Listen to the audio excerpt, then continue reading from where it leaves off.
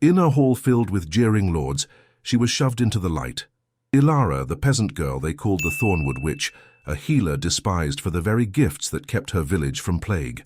The new baron, a man of petty cruelty, held her up for ridicule. He then turned to the silent, hulking figure in the corner, Lord Caelan, the battle-scarred warrior whose heart was said to be made of stone. "Choose any bride you desire," the baron mocked, gesturing to the noblewomen. "A prize for your service." The hall waited for Lord Caelan's dismissal, but instead he rose, his gaze passing over the silks and jewels and landing on the one soul everyone had cast aside. For more sagas where the truest honor is found in the quietest hearts, join our chronicle by subscribing and let us know which corner of the world you are watching from. The great hall of Baron Valerius reeked of stale ale and ambition. Torches spat black smoke that clung to the heavy tapestries, painting scenes of hunts, where the beasts looked less savage than the men celebrating below them. Valerius, a man whose title was newer than his fine silk tunic, presided over the noise with a smugness that soured the air. He had taken these lands through cunning and coin, not honor, and now he sought to grind his ownership into the very stones of the keep. Outside, in the cold dark, Ilara had been torn from the quiet solitude of her cottage. The baron's men had been rough, their hands like leather, and their words like stones. They had dragged her from the warmth of her hearth, not even giving her time to bind her dark hair, which now fell loose and wild over her shoulders. She was known in the village as the Thornwood Healer, a name spoken in either a desperate whisper or a fearful curse. Her hands, stained with the earth and the juices of herbs, could soothe a fever or set a bone, but this gift was seen as a shadow, a thing of the old ways that frightened the priest and his flock. She was shoved through the heavy oak doors, blinking against the sudden, overwhelming light. A wave of sound and smell washed over her, the roar of drunken laughter and the scent of roasted boar. The hall fell into a brief, curious hush.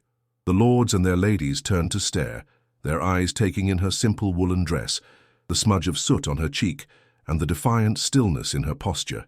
She was a wild thing brought into a cage. Baron Valerius rose, a goblet of wine held aloft. His voice, slick with false generosity, echoed in the sudden quiet. He spoke of uniting the people under his rule, of prosperity, of a new era for the barony. He gestured to a line of nervous village girls, cleaned and dressed in their finest clothes, who had been brought before the high table. They were to be offered as brides to his favored knights, a display of his power over the lives of his subjects. His eyes, small and cruel, scanned the line and then settled on Ilara, who had been pushed to the very end. A wicked smile spread across his face. He pointed a jeweled finger at her. "And here," he boomed, the feigned kindness gone, replaced by pure malice, "we have a special prize. The Thornwood Witch herself. Perhaps one of my men is brave enough to tame a creature of the forest." Ugly laughter erupted from the tables. Ilara stood unflinching, her gaze fixed on a point beyond the baron's sneering face. She had weathered this storm 100 times in the village square. She would weather it again. She braced herself for the humiliation, feeling the heat of their scorn like a physical blow. But there was another man at the high table, a man who did not laugh. Lord Caelan of Stonefall Keep sat like a statue carved from mountain rock. He had been compelled by duty to attend this farce, to acknowledge his neighbor's new title. His scarred face was a mask of indifference, but his eyes, the color of a winter sky, missed nothing. He saw the baron's petty sadism, the fear in the eyes of the other girls, and the unyielding spine of the one they called a witch. A deep, familiar disgust churned in his gut. This was the world he had fought and bled for, a world governed by loud, weak men who mistook cruelty for strength. He thought of the long ride back to his cold, empty keep, to the ghosts who were his only companions. A part of him had died in the Holy Land, and another part had died in the nursery with his wife and son. All that was left was this hollow shell, this monument of duty. Valerius, drunk on his own power, saw Caelan's silence not as contempt, but as an opportunity. He wanted to break the legendary warrior's composure, to drag him down into his own filth. "Lord Caelan," Valerius called out, his voice dripping with mock respect, "you honor us with your presence. You have no wife. As a sign of my esteem, I offer you the finest prize of all, Choose any bride you desire from this flock. Take your pick of our simple country flowers." The offer hung in the smoky air, a blatant insult disguised as a gift. To accept was to indebt himself to this fool. To refuse was to insult a host, a breach of custom. Every eye in the hall turned to the silent lord of Stonefall. Ilara held her breath. She expected nothing, yet a cold knot of dread tightened in her stomach. Lord Calen did not move. He slowly raised his goblet, the firelight catching the deep scars that crossed his knuckles. He looked at the trembling girls, then at the proud, preening Baron. Finally, his gaze moved to the end of the line, to the woman in the simple woolen dress, the healer, the witch. For the first time all night, something flickered in the depths of his cold, dead eyes. A memory, a ghost, a spark of something he thought long buried. The hall waited, breathless, for his answer. The silence in the hall stretched thin, a fragile thing about to snap. Lord Calen's gaze remained on Ilara. In her defiant stillness, he saw not a witch, but the ghost of a memory he had tried to bury for 6 long years. His wife Lyra had faced the same whispers. Her knowledge of healing, her garden of potent herbs, had been a source of both wonder and suspicion. She had stood against the ignorance of others with that same quiet strength. He had been a world away when the plague came for her, fighting for a holy cause while his own small world burned. He had returned a hero to a home of ashes and ghosts. Now, watching this cruel pantomime, the old cold rage he thought long dead began to stir in the pit of his soul. Valerius was not just mocking a peasant girl, he was mocking the memory of Lyra. He was spitting on the grave of a good woman whose strength he could never comprehend. A protectiveness he had not felt since he last held his son's hand surged through him. It was a warrior's instinct, the impulse that made a man place his shield before the defenseless. It was not a choice made of the heart, for his heart was stone. It was a choice made of steel and memory. To let this injustice stand was to betray the woman he had lost. To remain silent was to become one of the jackals laughing at the fire. The scrape of his heavy chair against the flagstones was the only sound. It was a harsh, grating noise that cut through the tension and made men flinch. Calen rose. He was taller than any man in the room, his frame hardened by years of war, his presence a heavy weight in the smoky air. The fine silks of the court looked foolish on him. He was a creature of iron and leather, a hawk, in a cage of peacocks. Baron Valerius's smile faltered, a flicker of uncertainty in his eyes. He had expected a polite refusal, a moment of awkwardness he could exploit. He had not expected this. Calen's voice, when it came, was rough and deep, like stones grinding together in a riverbed. It was a voice unused to pleasantries, a voice that had commanded men in the din of battle. "You offer me any bride I desire?" he asked, his question a cold challenge, not a point of curiosity. Valerius, regaining a sliver of his bravado, gave a magnanimous wave of his hand. "Any you wish, my lord, a gift." Calen's eyes, cold as the northern sea, swept once more over the line of women. His gaze passed over the pretty, frightened faces, the daughters of merchants and farmers. Then it came to rest again on Ilara. He lifted a hand, not the one holding the goblet, but his right hand, the one that had held a sword for half his life. He pointed with a single gauntleted finger. "Then I will take the peasant girl they all despised." The words were not shouted. They were spoken with a flat, chilling finality that left no room for argument. If a thunderbolt had cracked the ceiling, the shock in the hall could not have been greater. A collective gasp was stolen from the air. Lords choked on their wine. Ladies stared, their faces masks of disbelief. The laughter died, strangled in their throats. Ilara felt the blood drain from her face. This was a new and terrifying nightmare. She had been prepared for scorn, for stones, for being cast out. She was not prepared for this. To be claimed by this scarred, silent giant of a man, a lord whose eyes held nothing but winter, it was not a rescue. It felt like being passed from one executioner to another. Baron Valerius's face was a study in apoplexy. His jaw hung open, his complexion shifting from ruddy to a deep, mottled purple. He had been publicly, utterly humiliated. The weapon he had chosen for his mockery had been turned back on him. There with devastating precision. He could not protest, for he had made the offer himself in front of a hall full of witnesses. He was trapped in his own cruel game. Lord Calen placed his goblet down on the table with a soft, deliberate click. He gave the sputtering Baron no further notice. His duty was done. His point was made. Now he had only to claim his prize. He stepped down from the high platform. His armored boots made no sound on the rushes, but every step was a hammer blow in the unnatural. Silence. He walked not to the Baron, but directly toward the line of women. The other girls shrank back as he approached, their fear palpable. He stopped directly in front of Ilara. His shadow fell over her, a sudden, cold eclipse. She had to crane her neck to look up at his face, but it was unreadable, a landscape of old scars and grim resolve. He offered no word of comfort, no smile of reassurance. He simply stood there, a mountain of a man who had just claimed her life with a handful of words. He did not offer his hand. He simply took her by the arm.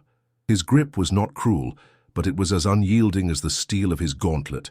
Ilara had no choice but to follow as he led her from the high platform, away from the stares and the whispers that now erupted like wildfire in their wake. He did not look back at Baron Valerius. He did not look at anyone. It was as if the entire world had ceased to exist beyond himself and the small, trembling woman he pulled along behind him. They passed through the great hall and into the cold, sharp air of the courtyard. The moon was high and bright, making ghosts of the stable blocks and battlements. Calen's men were already waiting with his horses, their expressions as grim and disciplined as their lord's. One of the men led forth a massive black warhorse, a beast of muscle and dark fire that snorted plumes of steam into the night. Without a word, Calen placed his hands on Ilara's waist and lifted her as if she weighed nothing. He set her down sideways on the great saddle before swinging himself up behind her. She was pressed against his chest, a wall of cold chainmail and hard muscle. His arm came around her to take the reins, caging her in. The sheer size and power of him was overwhelming. She was a sparrow in the grasp of a hawk. The journey to Stonefall Keep was made in near total silence. They rode hard, leaving the Baron's lands behind them like a bad dream. The only sounds were the rhythmic thunder of the horses, hooves, the creak of leather, and the whisper of the wind through the skeletal trees of the forest. The night was vast and empty. Ilara, who knew the woods and the stars as her only friends, found a strange comfort in the familiar darkness. Pressed against the silent lord, a strange thing began to happen. The terror that had frozen her heart began to thaw, replaced by a profound sense of bewilderment. She could feel the steady, slow rhythm of his breathing. He was a creature of immense control, his movements economical and precise. This was not the chaotic, unpredictable cruelty of Baron Valerius. This was something else entirely, something colder, deeper, and far more difficult to understand. She stole a glance at his profile against the moonlight. His face was a mask of stone, his gaze fixed on the road ahead. He was not a savior. He was a mystery. After what felt like an eternity, a dark shape rose against the starry sky. Stonefall Keep. It was not a castle of soaring towers and graceful lines. It was a fortress, a blunt instrument of war. Its walls were thick and high, its windows mere slits in the stone. It was a place built to keep the world out, a fist of granite clenched against the sky. As they crossed the echoing drawbridge and entered the torchlit courtyard, Ilara felt a fresh wave of apprehension. She had been taken from one prison to another. Calen dismounted in one fluid motion and lifted her down. He led her inside. The great hall of Stonefall was the opposite of the Baron's. Where Valerius's hall was filled with smoke, noise, and disorder, Calen's was cavernous, clean, and silent. There were no hounds gnawing on bones, no drunken knights slumped at the tables. The hearth was swept clean, the weapon racks were orderly. The air was cold and still. It felt less like a home and more like a monastery dedicated to war. He led her up a winding stone staircase, his footsteps echoing in the oppressive quiet. He stopped before a heavy wooden door and lifted the iron latch. He pushed it open, revealing a small Spartan chamber. Inside was a narrow bed with a woolen blanket, a wooden chest, and a small hearth, cold and empty. A single arrow-slit window looked out onto the dark, empty moors. Ilara stood at the threshold, hesitating. Calen gestured for her to enter. She did, her worn leather shoes making no sound on the smooth stone floor. She turned to face him, her heart pounding a frantic rhythm against her ribs, unsure what he expected, what he would demand of her now. He stood in the doorway, a dark silhouette against the torchlight of the hall. He looked at her for a long moment, his expression unreadable. For the first time, she saw a flicker of something in his eyes. It was not desire, nor was it kindness, it was weariness. A profound, bone-deep weariness. "No one will harm you here," he said. The words were a vow, a statement of fact laid down like a slab of iron. Then he pulled the door shut. The heavy thud of the latch seating echoed in the small room. She heard the sound of his footsteps receding down the corridor until there was nothing but the sound of her own ragged breath. She was alone. She walked to the narrow window and looked out at the vast, empty darkness. She was no longer being mocked. She was no longer being threatened. For the first time since her mother had died, she was safe from the scorn of the world, and she had never felt so completely and utterly trapped. The first days were a lesson in silence. Ilara's world shrank to the cold stone walls of Stonefall Keep. A grim elderly servant named Matha brought her meals: dark bread, hard cheese, and a thin pottage. The old woman's face was a roadmap of hardship, and her eyes held no warmth, but crucially they held no hatred either. She looked at Ilara as if she were just another stone in the wall, another fixture of this quiet, lonely place. The keep was cold, built to repel invaders, not to nurture life. A damp chill seeped into Ilara's bones, and she found herself constantly wrapping her arms around her thin frame. She never complained. To whom would she speak? The silent lord was a phantom, a presence she felt more than saw, his heavy footsteps occasionally echoing from a distant corridor. One evening, after a day spent huddled by her small hearth, she returned to her room to find a heavy mantle laid across her bed. It was made of dark, thick wool and lined with the soft grey fur of a wolf. It smelled faintly of pine smoke and winter air. There was no note, no explanation. She knew it was his. When she wrapped it around her shoulders, the warmth was immediate, a shield against the keep's oppressive chill. It was not a gift of affection. It was a practical, unspoken statement: "You will not freeze in my keep." Emboldened by this small gesture, Ilara began to explore.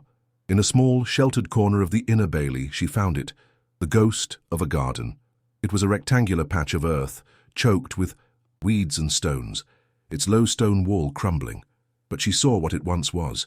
She recognized the withered stalks of lavender, the stubborn roots of thyme, the faint, lingering scent of mint. Someone had loved this place once. From a high window in his solar, Kalen watched her. He saw her stop at the edge of the ruined garden, and a familiar pang of grief twisted in his gut. That was Lyra's garden. It had died with her. He expected Ilara to turn away, to leave the dead to their rest. Instead, he watched as she knelt, her slender fingers sinking into the cold, hard earth. She closed her eyes as if listening to a secret the soil was telling her. A strange, unsettling feeling stirred within him. A flicker of life in a place he had long considered a tomb. A silent routine began to form. Ilara spent her days in the garden, her hands becoming chapped and raw from the work of pulling weeds and turning the soil. One morning, a small earthenware pot appeared on the washstand in her room. It was filled with a thick, fragrant salve that smelled of beeswax and desert herbs, a remedy for hard-working hands. She knew its origin as surely as she knew the origin of the mantle. The small staff of the keep began to watch her with a quiet curiosity. One afternoon, a young, arrogant guard, new to the garrison, made a crude remark as she passed, calling her Kalen's woodland pet. Before Ilara could even react, a sudden, deathly stillness fell over the courtyard. Lord Kalen stood on the steps of the main tower, his face like thunder. He said nothing. He simply stared at the guard, a gaze so cold and full of promised violence that the young man turned pale and began to tremble. The stare held for 3 long heartbeats before Kalen turned and walked away. The guard never spoke to Ilara again. Her work in the garden yielded small treasures, a few sprigs of marjoram, a cluster of resilient chives. She began to notice Kalen's warhorse, a magnificent black stallion named Eclipse, favored his left foreleg. The stablemaster, a grizzled veteran as silent as his lord, was wary of her, but he loved the horse. She crushed a poultice of comfrey root she'd found growing wild near the walls and offered it to him. He grunted, but he used it. The next day the horse was walking easier, The stablemaster gave her a stiff, respectful nod. It was a victory. One evening, Matha brought her a pile of worn linens to be torn into cleaning rags. Among them was a man's tunic of dark, heavy wool. It was old and faded, but clean. A long tear ran along the shoulder seam. It was a garment meant to be destroyed, but Ilara saw the patient way the fabric had been patched before, the countless times it must have been worn and washed. That night, by the light of her small fire, she did not tear it. She took a needle and thread she had been given to mend her own dress and began to sew. Her stitches were small and neat, a line of perfect, patient care. She was not mending a lord's tunic. She was mending a tear in the fabric of this silent, wounded place. When she was finished, she folded it carefully and laid it on the wooden chest at the foot of her bed, feeling foolish for the gesture. The next morning, the tunic was gone. She assumed Mata had taken it, but as the afternoon sun cast long shadows across the courtyard, she saw Lord Caelan returning from the training grounds. He was not wearing his mail or his fine surcoat. He was wearing the old faded tunic. As he walked, she saw it clearly, the neat straight line of her stitches running along his shoulder. He did not look at her, did not acknowledge her presence at the window, but he wore her silent words over his heart. The mended tunic was a strange comfort against his skin. Caelan stood at the high window of his solar, the room where he managed the accounts of his lands, a duty he performed with the same grim precision he gave to everything. Below, in the courtyard, Ilara was kneeling in the garden. Green, shoots now pushed through the dark earth, a fragile but determined rebellion against the long neglect.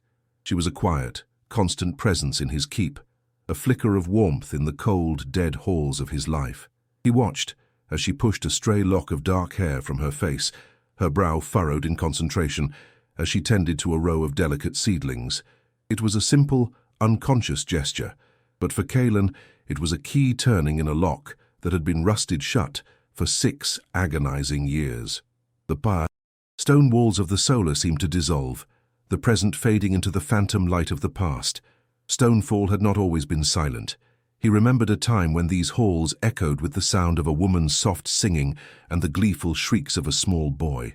Lyra, his wife. Her smile had been the only sun that ever truly pierced the gloom of his fortress. She was a healer, like Ilara, her hands always smelling of lavender and chamomile. And the garden, the one Ilara now coaxed back to. Life had been Lyra's heart. It was from there she drew the remedies that soothed the ills of their people. Then there was Thomas, their son, a boy with his mother's bright eyes and his father's serious disposition.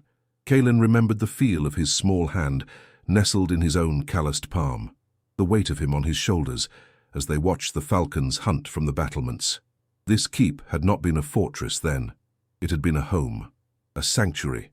The memory soured, as it always did, curdling into the nightmare from which he could never wake. The sweating sickness. It had come on the foul breath of a hot, wet summer, sweeping through the villages like a scythe. Caelan had been away, called to the northern border to put down a skirmish, a petty war for a petty king. He had ridden out a husband and a father. He had ridden back a ghost. The raven had reached him 2 weeks too late. A frantic, blotted message from his steward. He had ridden eclipse to the point of collapse, his heart a cold stone of dread in his chest. He had returned to find a keep draped in the silence of the grave. Lyra, the healer who had saved so many, had been unable to save herself or her son.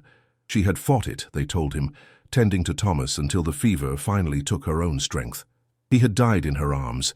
She had followed him a day later. Caelan had walked into his silent home, the silence a roaring in his ears. He had stood at the gate of Lyra's garden, already seeing the first signs of neglect as the vibrant life she had nurtured began to wither. He had turned away and had never set foot in it again. He had locked the gate, and in doing so, had locked the final door on his own heart. Love, he had learned, was just a prelude to the agony of loss. It was a vulnerability a warrior could not afford, so he had shut out the world. He had made his home a tomb, a monument to all he had lost. The memory receded, leaving him standing at the solar window, the present rushing back in. He looked down at Ilara again. Now he understood the unsettling pull she had on him, the instinct that had made him claim her in Valerius's hall. It was not just her defiance, it was the echo of Lyra in her gentle hands, in her quiet strength. in the way she brought life to the dead earth of his home. For weeks he had watched her, terrified of this ghost she had awakened. Her presence was a constant, aching reminder of the wound that would not heal. But it was also something more. The green shoots in her garden were not Lyra's. They were new. The life she brought was her own. She was not a ghost of his past, but a fragile possibility for a future he had never imagined. His heart hammered in his chest, a painful, unfamiliar rhythm. To protect her from the world's cruelty was one thing, but to let her into his own, that was a terrifying thought. He had built these walls so high for a reason. He looked at her, kneeling in the dirt, a small, determined figure of life against the grey stone. For 6 years he had honored his grief with silence and solitude, but that was not life. It was a long, slow death. He made a decision, a choice that went against every instinct for self-preservation he had cultivated since his return. He turned from the window, his jaw set. He strode from the solar, his footsteps echoing with a new and unfamiliar purpose. Down the winding stairs, through the great hall, and out into the courtyard he went. He did not hesitate. He walked, directly to the small iron-wrought gate of the garden, the one he had not touched in years. His hand closed over the cold, rusted latch. With a loud groan of protest, the gate swung inward. Ilara looked up, her eyes wide with surprise, as he took a single, deliberate step into the garden, into the past he had tried to bury, and into the present she was trying to build. Ilara froze, her hands hovering over a patch of new time. The sound of the rusted gate was an intrusion, a violation of the quiet world she had carved out for herself. She looked up and saw him, Lord Caelan, standing just inside the garden walls. He was a dark, towering figure, framed by the wild roses that had once been his wife's pride. He looked like a man stepping into his own tomb. He did not look at her. His gaze swept over the garden, seeing not just the tender green shoots of her labor, but the ghosts of what had been. He took another step, his boots sinking slightly into the soft earth she had tilled. He walked to a stone bench, covered in moss, and ran his gloved hand over its surface. He stayed there for a long time, lost in a silence so profound that Ilara felt she was intruding on a sacred rite. She remained kneeling, motionless, a witness to a grief she could only begin to comprehend. Finally he turned and left, closing the gate softly behind him. He had not spoken a single word, but it was the most profound conversation they had ever had. But while a fragile peace began to take root in the soil of Stonefall Keep, a poison was flowering in the halls of Baron Valerius. The Baron's public humiliation had festered into a black, consuming rage. He could not sleep for the memory of the silent hall, of the mocking pity in the eyes of his own men. He could not challenge Caelan directly. The man was a legend in battle, his keep a veritable fortress. To attack him with steel would be suicide. But Valerius was a creature of cunning, not courage. He would attack not the body, but the soul. He sent a rider for a man known as Brother Theron. Theron was an inquisitor, a man who claimed to do God's work, but whose true faith was in coin and the terror he could inspire. He was a portly man with soft, damp hands and eyes that were always assessing the worldly value of everything they saw. He arrived at the Baron's hall smelling of sweat and false piety. Valerius did not waste time with pleasantries. He laid a heavy purse of gold on the table between them. "I have a witch in my lands," the Baron hissed, his voice low and venomous. "She has enchanted a good and noble lord, turning his heart with her dark arts." Brother Theron's eyes gleamed as he weighed the purse in his hand. "Enchantment is a serious charge. You have proof." "The proof is the act itself," Valerius snarled. "Lord Caelan, a man of iron will, has taken a wretched, despised peasant girl into his keep and named her his bride. He shuns his peers and isolates himself with this creature. What could that be? But witchcraft of the foulest kind? I want her tried, publicly." The Inquisitor smiled, a greasy, unpleasant sight. "For a cause so just, the Holy Church will of course lend its aid. We will root out this evil." He pocketed the gold. The bargain was struck. A week later, a fragile, unspoken understanding had settled over Stonefall Keep. Caelan had not entered the garden again, but the barrier between them had been breached. They now shared spaces with a quiet awareness of each other. She would be tending her herbs, and he would be in the practice yard, the ring of his sword on a shield a steady rhythm in the air. A silent orbit had been established, two lonely stars that had found a strange gravity in each other. The keep was still quiet, but it was no longer the silence of a grave. It was the silence of a vigil, of waiting. Ilara was returning from the stables, her hands full of fresh straw for her seedlings, when the sound cut through the air. A single, piercing blast from a horn, echoing from the hills beyond the keep's walls. It was a sound of parley, of formal approach. A sentry's cry rang out from the battlements. "Riders approaching, bearing the banner of Baron Valerius!" Calen emerged from the armory, his face a grim mask.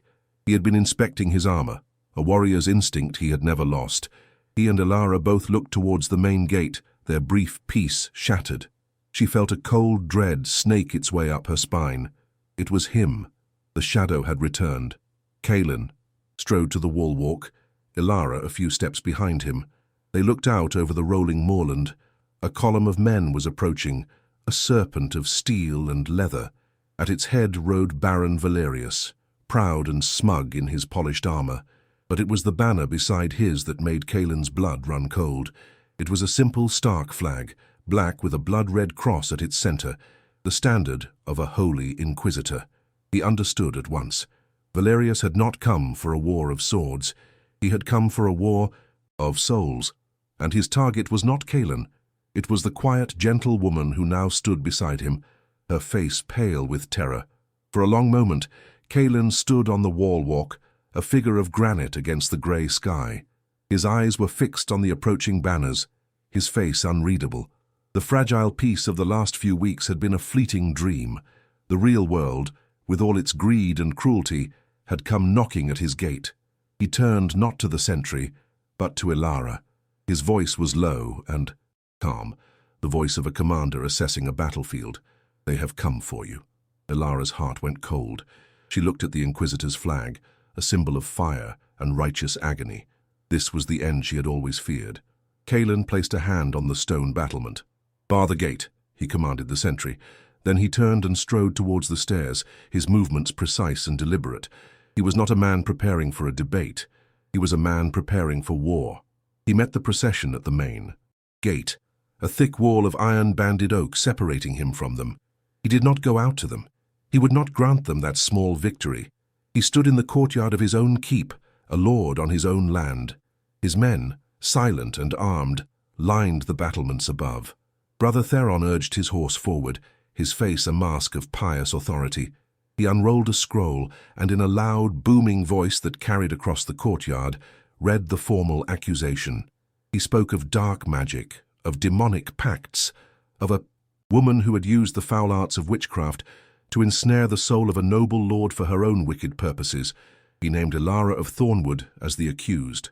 "In the name of the Holy Church, and by the authority of the Baron Valerius, your lord paramount in these lands," the Inquisitor concluded, his eyes gleaming with righteousness, "I demand you surrender this witch to the justice of the fire."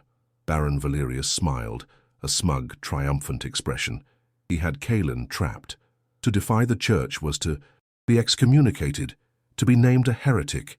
To surrender the girl was to show weakness, to bend the knee. Either way, Valerius would win. From the wall walk above, Ilara listened to the lies, each word a nail in her coffin. Her whole body trembled. This was her nightmare made real. She heard Valerius speak of his authority, his right as lord of these lands. And then, through the fog of her terror, a memory sparked. It was the memory of old women's voices, huddled around a fire in the village, voices laced with the bitter resentment of the conquered. They spoke of the Baron's father, a man they called the Black Vulture, who had come to these lands not with a royal charter, but with a forged one, driving out the old family during a time of war and confusion. It was peasant gossip, a powerless story told by the powerless. But what if it was true? A desperate, wild hope ignited in her chest. It was a tiny flicker in a vast darkness, but it was enough.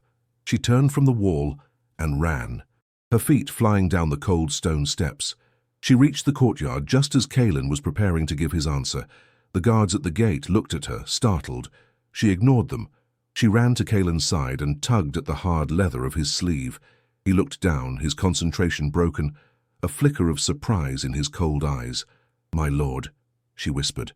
her voice ragged and breathless. "His authority. It is false." Kaelin's brow furrowed. "What?" "His charter," she said, the words tumbling out. "The old people in the village, they say his father forged the royal charter. They say he is a usurper, that he holds these lands on a foundation of lies." Kaelin stared down at her. He saw the desperate sincerity in her eyes. He looked back at the smug faces of Valerius and Theron beyond the gate. The pieces clicked into place. It was a desperate gamble, her word against a baron's, but it was a better weapon than any sword. A flicker of a smile, cold and dangerous, touched his lips for the first time. He turned back to the gate. His voice when he spoke was no longer just the voice of a man. It was the voice of the Lord of Stonefall, a sound of rolling thunder and breaking stone. "You speak of authority, Inquisitor?" he boomed. "You stand beside a man who has none. You come to my lands under the banner of a fraud and a usurper." A shocked silence fell outside the gate. Valerius's face went pale. "This is madness. Slander." "Is it?" Kaelin challenged, his voice laced with iron. "I accuse you, Valerius, of holding these lands under a false charter. I accuse you of treason against the crown. You have no rights here. You are nothing more than a common thief." He then turned his cold gaze on the Inquisitor. "Your writ is therefore meaningless. It is sponsored by a traitor. You have no power here. The woman Ilara is a subject of my keep. She is under my protection, and you will not have her." The air crackled with tension. From the battlements above came the sharp, synchronized sound of a dozen heavy crossbows being armed and aimed. It was a deadly promise. "This is heresy," Brother Theron sputtered, his face flushing. "No," Kaelin said, his voice dropping to a low, lethal growl. "This is my law, on my land. You will leave now, or you will be shot down where you stand for trespassing." Valerius and Theron were trapped. They could not fight their way in. And now, Kaelin had given them a fight they could not win, planting the seeds of treason in the EC, minds of their own men. To linger was to invite disaster. Fuming, his face a mask of pure, impotent rage, Valerius wheeled his horse around. The Inquisitor followed, his piety forgotten in his haste to be gone. Their entire retinue turned and retreated in a state of confused, humiliated disarray. The sound of their horses faded, leaving only the whisper of the wind. The threat was gone. The gate remained barred. The crossbows on the wall were lowered. Kaelin stood for a long moment, his back to the courtyard. Then slowly he turned. He looked at Ilara, who stood watching him, her hand still pressed to her mouth. The terror in her eyes was gone, replaced by a look of stunned awe. They were alone in the vast, silent courtyard. He, the shield; she, the unexpected sword. For the first time he saw her not as a fragile thing he had to protect, but as the ally who had just handed him the victory. The courtyard was vast and empty, the silence settling back into the stones. On the battlements, the guards, sensing the shift in the air, busied themselves with their duties, their gazes fixed on the distant hills. For the first time, Lord Kaelin and Ilara were truly alone. The echo of the confrontation, of her whispered words, and his thundering defiance still hung between them. He stood by the gate, a figure of iron and authority. She remained several paces away, a small, still point in the wide, empty space. He had been her protector, a remote and formidable shield, but in the last few minutes something had irrevocably changed. She had not hidden behind him. She had stood beside him. She had given him the weapon he needed to win their first battle. Slowly, Kaelin turned his body fully towards her. He took a step, then another. The soft clink of his mail was the only sound in the world. He was closing the distance not as a lord approaches a subject, but as a man approaches his equal, his ally. He stopped directly before her, so close she could feel the faint warmth radiating from his body through the cold air.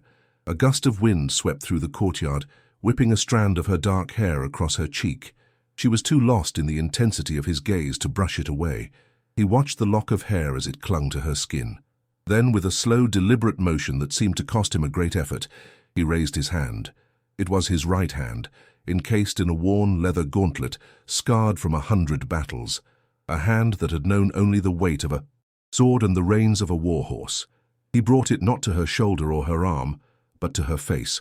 With a tenderness that defied the harshness of his appearance, his gloved fingers gently, almost clumsily, tucked the stray hair behind her ear.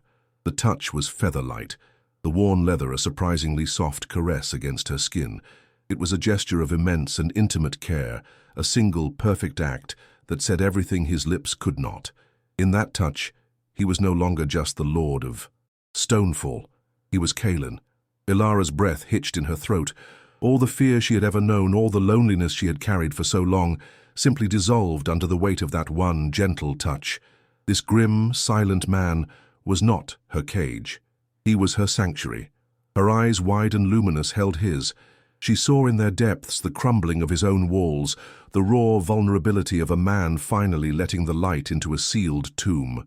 Her gaze drifted downwards, to the hilt of the longsword. There that rested at his hip. It was the symbol of his power, the instrument of his protection, the weapon he had used to shield her from the world. Slowly she lifted her own hand. It was small and slender, the nails still rimmed with the good earth from her garden. She did not hesitate. She placed it softly over his large, gauntleted hand, where it rested on the pommel of his sword. Her touch was a silent answer, an acceptance, a promise. It was an unspoken vow, more binding than any words. Her hand, over his on the hilt of his sword, her quiet wisdom joined with his unyielding strength. They stood like that for a long, timeless moment, the wind whispering around them. He did not pull away. She did not let go. The Lord of Stonefall and the Thornwood healer were gone.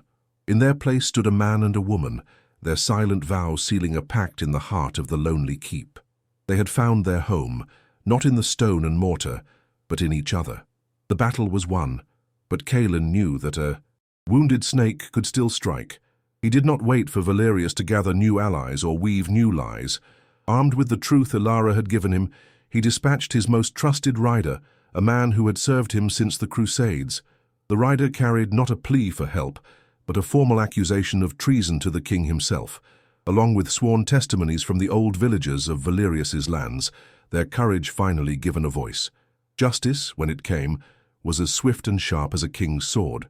A royal justiciar arrived, a man whose loyalty was to the crown, not to the petty ambitions of minor barons. The old land charters were summoned from the royal archives. The forgery, once scrutinized, was laughably crude. The lie that Valerius's family had built their power upon was laid bare for all to see. The baron's ruin was absolute. He was stripped of his title, his lands, and his wealth. He became a pariah, a man without a name, forced to live on the charity of those he had once scorned. Brother Theron, exposed as a conspirator to a traitor, was recalled by his order and sent to a remote monastery to live out his days in penance and obscurity. The shadow that had threatened to engulf Stonefall was not just vanquished, it was erased. The seasons turned, washing the memory of the conflict from the stones of the keep. The harsh winds of winter gave way to the gentle rains of spring, and the years began to flow one into the other, a river of quiet peace. Stonefall Keep was, or transformed. It was no longer a grim, silent fortress, a monument to grief. The great gates now stood open during the day, a sign of welcome, not of war. Ivy and climbing roses softened the hard edges of the stone towers. The courtyard, once empty and echoing, was now a place of quiet industry. The distant rhythmic clang of the blacksmith's hammer and the scent of baking bread from the kitchens filled the air. The silence of the grave had been replaced by the hum of life. The heart of the keep was the garden. It had flourished beyond its stone walls, expanding into a vibrant tapestry of herbs, flowers, and vegetables. It was a place of healing and of plenty, its bounty shared freely with the villagers who now looked upon their lady not with fear, but with a deep and abiding reverence. They no longer called her the Thornwood Witch. They called her Lady Ilara, the healer of Stonefall. On a warm summer evening, as the sun began to dip below the rolling hills, casting everything in a soft golden light, a woman and a man sat together on a familiar stone bench. Ilara, her dark hair now streaked with threads of silver, leaned her head against her husband's shoulder. She watched as a small girl with her own gentle smile and bright, curious eyes tried to catch a butterfly among the lavender. The girl's older brother, a boy with his father's serious gaze and sturdy frame, watched over her with a solemn, protective air. Kaelin was no longer clad in armor. He wore the simple, comfortable tunic of a lord at peace. His hand, scarred and bare, was intertwined with hers. He looked at his children, at the life that filled his home, and the last of the ghosts from his past finally faded into the light. He had once believed that love was a vulnerability, a path to pain. Ilara had taught him it was a fortress, the only one that could never be breached. They did not speak. They had no need for words. The silence that had once defined their loneliness now defined their perfect understanding. It was a silence filled with the laughter of their children, the warmth of the setting sun, and the steady, reassuring beat of two hearts that had found their home. The silent lord and the despised peasant girl had built a sanctuary, not of stone but of a love that would stand for all time.